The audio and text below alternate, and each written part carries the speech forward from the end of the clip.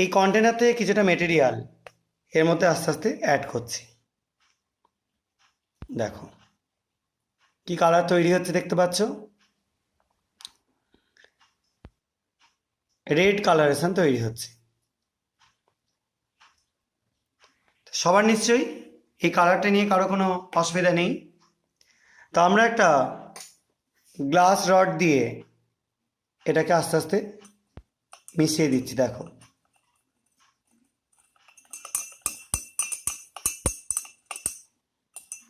দেখো কালারটা আস্তে আস্তে একটু রেডিশ ব্রাউন টাইপের হয়ে গেল।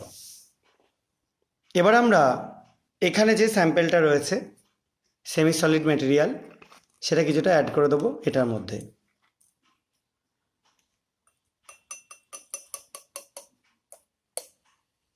দেখো দেখতে পাচ্ছ একটা বাবলস উঠছে, বেশ খানিকটা বাবলস ক্রিয়েট হচ্ছে।